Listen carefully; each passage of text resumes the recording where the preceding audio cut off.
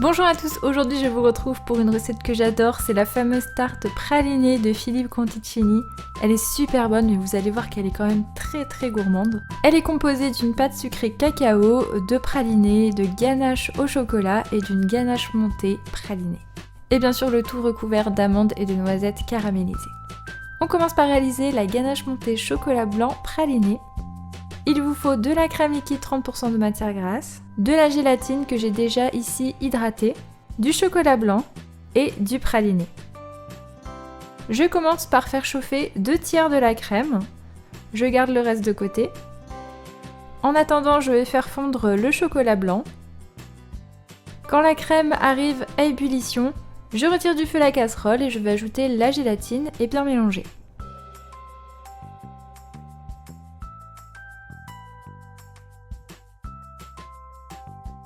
J'ajoute au chocolat blanc le praliné. Ici j'ai utilisé un praliné fait maison. Si jamais vous voulez la recette, je vous mets le lien dans la description de cette vidéo.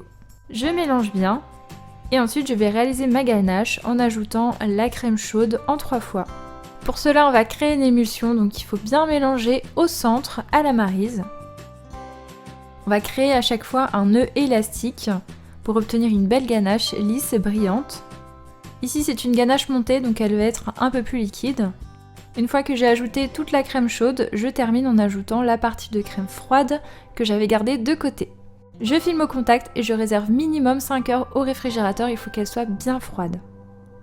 Maintenant je prépare la pâte sucrée cacao, il faut de la farine, du sucre glace, du beurre mou, du cacao amer non sucré, un œuf et du sel. Je commence par travailler le beurre mou et je le crème avec le sucre glace.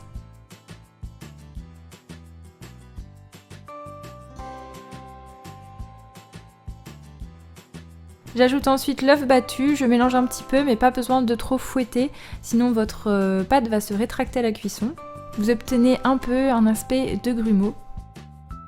Je termine ensuite en ajoutant la farine, le cacao amer et le sel. Je mélange bien, je termine la pâte à la main.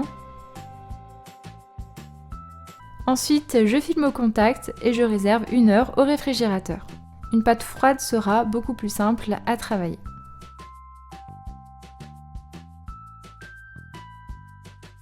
Une fois qu'elle est bien froide, je vais pouvoir la réchauffer un peu sur les bords, puis l'étaler au rouleau. Il faut environ 4 mm d'épaisseur.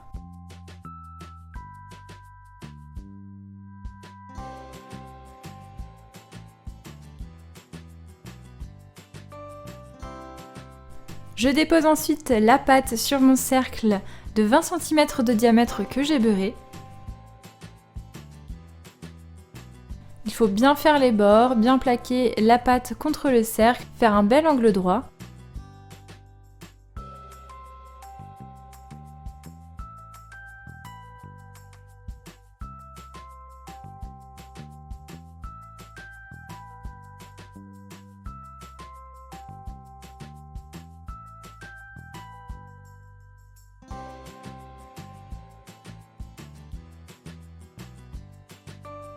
Je réserve ensuite le fond de tarte au congélateur pendant environ 15 minutes. Ça va permettre à la pâte de garder sa forme à la cuisson.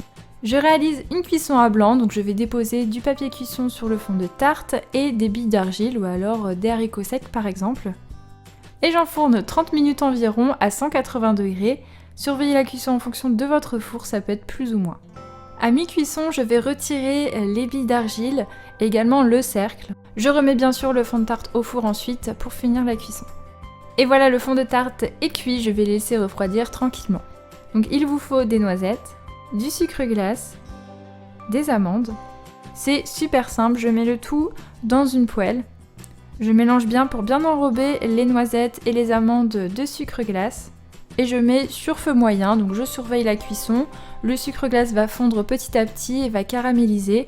Donc on mélange de temps en temps pour bien enrober toutes les amandes et les noisettes. Une fois que le caramel commence à bien colorer et que tout est bien enrobé, vous allez pouvoir déposer les amandes et les noisettes sur du papier cuisson. Vous laissez bien refroidir et ensuite vous allez pouvoir les casser pour avoir des petits morceaux. Étape suivante, j'ai besoin de praliné. Donc ici c'est du praliné maison. Je vais en déposer une première couche sur le fond de tarte qui a refroidi. Et je réserve l'ensemble au réfrigérateur. Je vais préparer la ganache au chocolat noir. Il vous faut du chocolat noir, de la crème liquide, 30% de matière grasse. Je fais chauffer la crème jusqu'à ébullition. Et ensuite je vais la verser en 3 fois sur mon chocolat noir tout en mélangeant au milieu énergiquement entre chaque. Il faut bien mélanger énergiquement pour avoir un nœud élastique, lisse et brillant et pour créer justement l'émulsion de la ganache.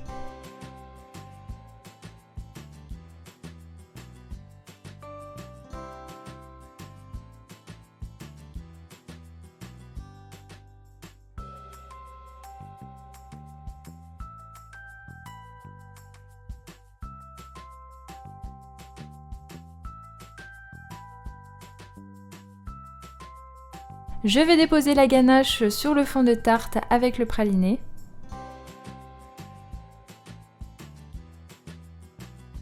Je lisse un peu, pas besoin que ce soit trop lisse puisque dessus on va encore ajouter notre ganache. Et je réserve au réfrigérateur. Quand la ganache au chocolat noir est prise, je vais pouvoir terminer en montant la ganache montée pralinée. Elle aura normalement bien épaissi. Il faut la fouetter au max à vitesse moyenne, il faut bien surveiller puisque ça peut vite grainer. Il faut lui laisser le temps d'incorporer de l'air pour prendre du volume. J'arrête lorsqu'elle est bien ferme et qu'elle se tient correctement.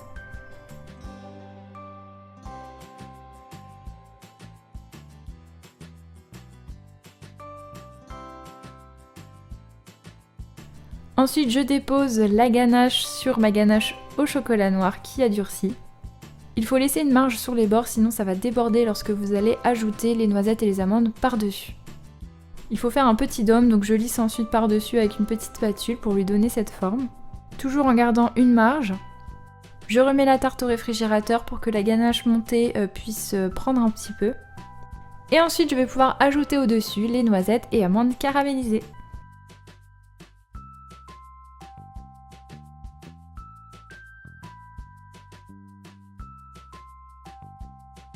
Je termine en ajoutant des petites pointes de praliné un petit peu partout.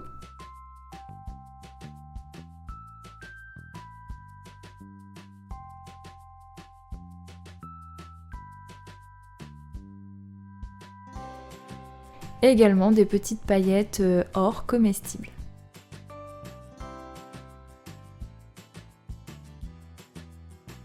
Je remets bien tout au frais. Et voilà, la recette est terminée, j'espère qu'elle va vous plaire. N'hésitez pas à la tester, c'est vraiment super bon, surtout pour les amoureux du praliné. Petit conseil, coupez des petites parts puisque c'est vraiment très gourmand. N'hésitez pas à m'envoyer vos photos si vous réalisez cette recette, vous pouvez me les envoyer notamment sur Instagram. N'hésitez pas à vous abonner à ma chaîne pour suivre toutes mes vidéos et me soutenir, et je vous dis à très bientôt pour de nouvelles recettes.